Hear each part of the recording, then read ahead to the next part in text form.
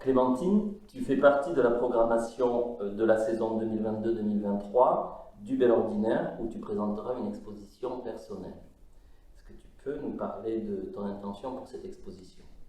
Alors oui, mon intention c'était de replacer en fait le textile au centre de ce projet. C'est un support que j'utilise depuis longtemps, mais qui est un peu un invité qui passe et qui ne s'installe pas.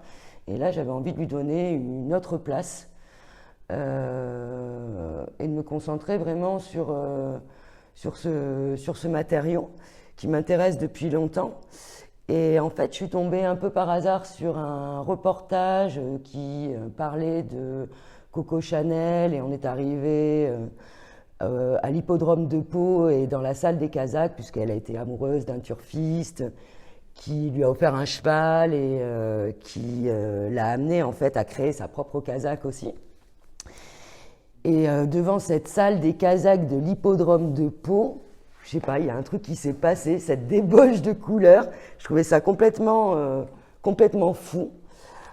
Toutes ces combinaisons en fait qu'il pouvait y avoir et en même temps il n'y avait pas une volonté créatrice derrière. En fait, c'est juste des assemblages un peu voilà, étonnants. Et je trouvais intéressant de creuser ça et j'avais envie de.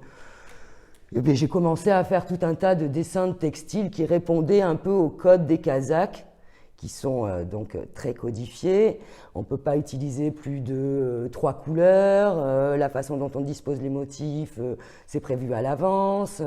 Et donc, voilà, j'ai commencé à dessiner des motifs textiles sans savoir vraiment ce que j'allais en faire. Ça, c'était un peu pendant la première résidence, parce qu'ici, on est quand même à la 3e. Et puis après, j'ai glissé un peu du vêtement vers le revêtement par des lectures théoriques sur le rapport qu'entretient l'architecture avec le décoratif et sur les tapis aussi. Et du coup, pour la deuxième résidence, j'ai introduit la céramique avec des listels, avec une volonté voilà, d'avoir aussi comment dire, un autre matériau que le textile. Et en même temps, il y a des choses qui se répondent.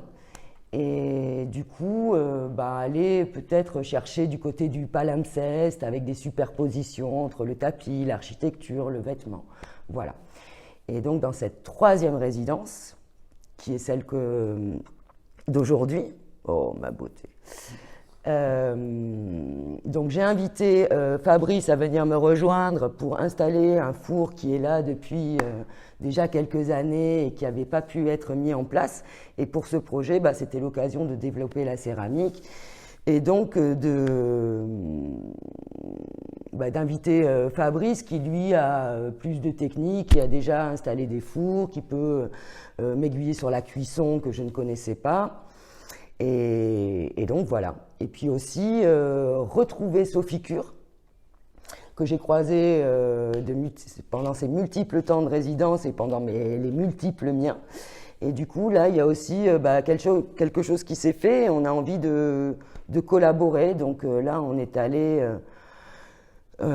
visiter l'usine Moutette pour la 2e fois, donc je lui ai présenté à Orthez et on est en train de développer un projet de jeu de petits chevaux sur une nappe.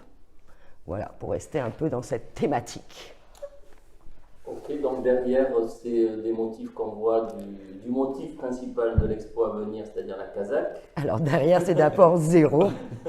Qui est un peu le bâton de la parole. C'est une sorte de duo d'artistes, donc sa présence est vraiment essentielle. C'est la présence animale du projet pour l'instant. Oui, alors on est sur là une Kazakh longue, là une future peut-être couverture de cheval, ici une sorte de haie, parce que c'est pas, enfin j'aurais voulu dire obstacle, mais si on veut rester vraiment dans le vocabulaire du cheval. Donc pour respecter les codes couleurs et tout ça des Kazakhs qui m'intéressent, on est sur un parcours de steeplechase et donc ça devient des haies. Et puis là, on est sur une double chose qui peut être développée pour l'instant en rideau. Donc une sorte de nuancier de toutes les couleurs utilisées dans les Kazakhs, donc les 18 couleurs. qui est en train d'évoluer vers un grand rideau et qui, en même temps, avec l'atelier où les choses se déplacent, on est parti un peu avec Fabrice sur cette idée de froufrou socle. Voilà. Donc c'est un nom qui nous fait beaucoup rire et peut-être c'est un objet que Fabrice peut nous présenter, peut-être le froufrou socle. Eh ben ça c'est quelque chose qu'on a, qui est issu de cette manière de collaborer qu'on a, c'est-à-dire que moi je suis invité finalement dans un rapport technique élargi, quoi. C'est juste qu'en fait on s'entend bien, parce que moi je suis pas céramiste, hein, c'est-à-dire que c'est une pratique que j'ai de manière un peu soutenue dans ma pratique personnelle de production artistique, mais je ne suis pas céramiste, donc en fait en gros c'est pas non plus strictement pour mon expertise technique que je suis là, c'est beaucoup plus. Oui, voilà. Bah oui, comme il y a une affinité sur les travaux, sur les intérêts communs, bah du coup. Ouais, c'est exactement ça. Et du coup, en fait, quand Clémentine et Florence m'ont demandé de venir, moi j'avoue que c'est surtout le rapport affectif en fait qui m'a fait venir, mais au sens plein du terme. Hein, c'est pas juste qu'on s'aime bien, c'est que. Rapport affectif parce que c'est un lieu que tu connais bien, tu as exposé. J'ai exposé en 2017. 2017. Ouais. Monts et Merveilles. Précis. Oui, j'ai exposé en 2017, invité par François Lousteau, ici. Et à cette occasion, en fait, il y a quelque chose qui s'est créé, comme pour beaucoup de monde, en fait. Ouais. Il faut dire ce qui est. Et notamment avec Yvan, avec des choses comme ça, parce que finalement, ils ont peint ma montagne, parce que lui, j'étais invité pour faire une sorte de montagne, de maquette de montagne. Et ce qui fait qu'en fait, j'ai entretenu un rapport, je sais pas comment dire, presque sensible et éthique avec ce lieu qui me plaît, et donc j'y viens facilement. Alors je reviens sur le glissement du textile à la céramique. Alors tu t'es pas positionné tout à l'heure comme un spécialiste de la céramique, et néanmoins tu as été invité par Clémentine pour apporter ton aide sur un travail sur la céramique. Oui. Tu peux nous parler un petit peu? Alors voilà, c'est ce que je disais. Alors oui, je vais en parler rapidement. En fait, c'est quelque chose qui... la céramique, c'est un matériau qui, il faut que les gestes soient sus, sinon on ne peut pas le manipuler. C'est-à-dire que c'est, par rapport à d'autres médiums, ça demande une sorte de savoir assez minimum finalement, mais qui est quand même indispensable, qui fait qu'en fait, on ne peut pas exécuter ce qu'on veut si on n'est pas passé par ces phases-là. Et donc moi, je suis là en quelque part pour fabriquer ça avec Clémentine.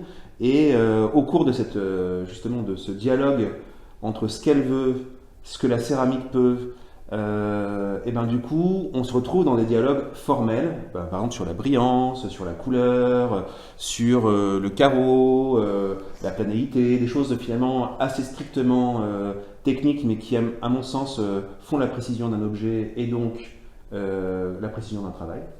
Voilà. Et c'est comme ça en fait que on arrive à avoir un rapport plus augmenté. Et en fait, le fait qu'il y ait un four qui vient d'arriver, ça permet aussi d'installer l'environnement, de faire des tests, voilà.